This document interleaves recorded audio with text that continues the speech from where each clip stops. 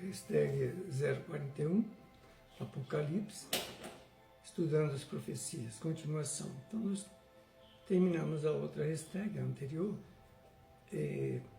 lendo o que Jesus intuiu a Isaías, lá no livro de Isaías, quando ele diz lá, Isaías escreve: ó vós, todos vós que tendes sede, vinde às águas, e os que não tendes dinheiro, vinde, comprai e comei. Vinde e comprai sem dinheiro e sem preço, vinho e leite. Está lá em Isaías, capítulo 55, versículo 1, primeiro. Então, desse modo, compramos pedindo, isto é, comprar de graça. Meus amigos, meus irmãos, imagine o que é isso. Compramos lançando fora as inúteis ninharias do mundo e recebemos em seu lugar tesouros inestimáveis. Compramos dele, do Cristo, simplesmente, e recebemos dele, o nosso Redentor. Compramos e nada damos em paga. O que é que compramos nós assim de graça? O pão que não perece, pão eterno, imaculadas vestes que não se mancham, riquezas que não se corrompem, segurança que não se dissipa. Esse é um estranho comércio, né? Todavia, Jesus, condescendente, trata assim seu rebanho único. Ele podia obrigar-nos a ir como os demais pedintes, até nos humilhar, mas, ao contrário disso, ele nos dá tesouros da sua graça e, em troca, recebe a nossa indignidade, para que recebamos as bênçãos que nos concede, não como esmolas atiradas aos mendigos, mas como legítimas aquisições de compras honradas. Então, como é que isso ocorre? Isso exprime bem o amor de Jesus por nós, né? Seu infinito amor com relação a cada um de nós. As coisas que se deve obter reclamam uma atenção particular e são enumeradas do seguinte modo. Primeiro, ouro. O que significa o ouro que ele se refere?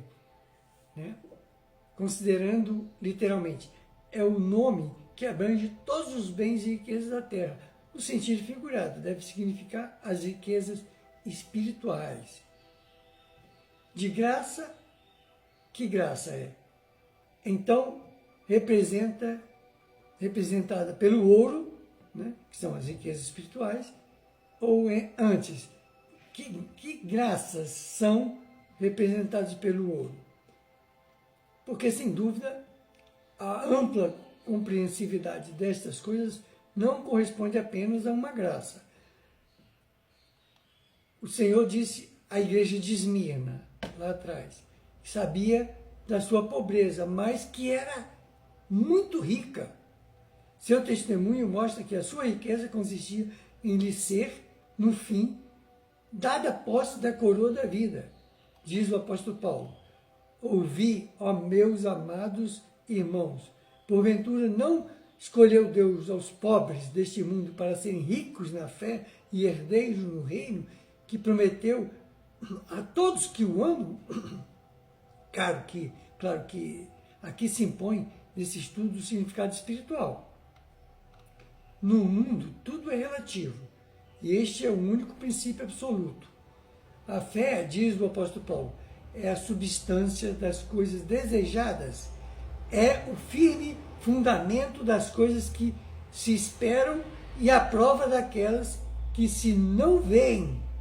Portanto, ser rico com Deus, rico no sentido espiritual, é ter um claro título às promessas, ser o herdeiro da herança incorruptível, imaculada, inacessível, que nos está reservada no reino de Deus. Como ainda diz o apóstolo Paulo aos gentios, aos Gálatas, capítulo 3, versículo 29. Se sois do Cristo, então sois da descendência de Abraão, herdeiro conforme a promessa. É só ver lá atrás, no Velho Testamento, a promessa, né, de Deus. da mesma forma que Abraão obteve a promessa, isto é, pela fé, vós também a consigais. Está lá em Romanos, capítulo 4, versículo 13 e 14. Não é de admirar, portanto, que São Paulo consagrasse um capítulo inteiro aos Hebreus, que é o capítulo 11. E este impõe assunto apresentado aos maravilhosos feitos que foram realizados e as promessas, as preciosas promessas que foram alcançadas por meio da fé. E ainda que exortasse os cristãos, no primeiro versículo do capítulo seguinte, como a grandiosa conclusão do seu argumento, e pôr de lado todos os embaraços do pecado e incredulidade que tão perto nos rodeia, nada fará tocar mais rapidamente o ponto da espiritualidade, lançar-nos na pobreza completa tantas coisas do reino de Deus de que deixar-se que se caia a fé e entre em seu lugar a incredulidade e a dúvida ou a descrença.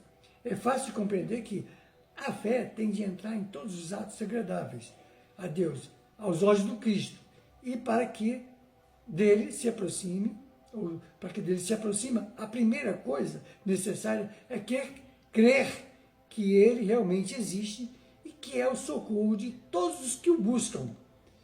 E por meio da fé, como principal agente, que é a graça, que é o dom de Deus de havermos ser salvos pelas boas obras. Então, tudo depende também do nosso comportamento. A cada um será dado de acordo com a sua obra, com as suas obras, né? E nós já estudamos aqui, já vemos o que é obra para Deus, com a graça, com a fé, com as obras. Então são as três coisas. Mas esse capítulo conclui que a fé é um elemento tão importante de largueza espiritual que a maioria nem entende. Mas uma coisa importante lembrar aqui, eu abri um parênteses. Quando a pessoa tem fé, é porque ela já tem aquele merecimento. Ela sabe que construiu esse merecimento. Então a fé é isso, é a construção do merecimento. Ela sabe que acredita em Deus, que tem feito as coisas que Jesus ensinou. Aí essa fé se materializa com aquilo que ela precisa, que ela pede, que ela deseja, que ela merece.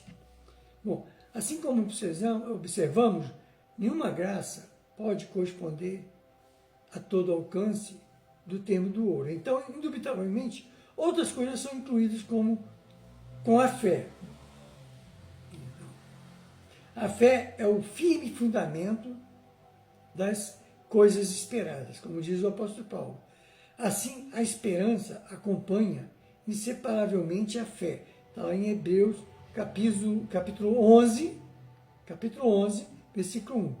Aos Romanos, capítulo 8, versículo 24 e 25. E além disso, São Paulo diz que a fé opera por amor. E, em outro lugar, fala de riqueza com boas obras, aos Gálatas, capítulo 5, versículo 25, e primeira epístola a Timóteo, capítulo 6, versículo 18. E assim, meus amigos e meus irmãos, o amor não pode separar-se da fé. Prosseguimos na próxima hashtag.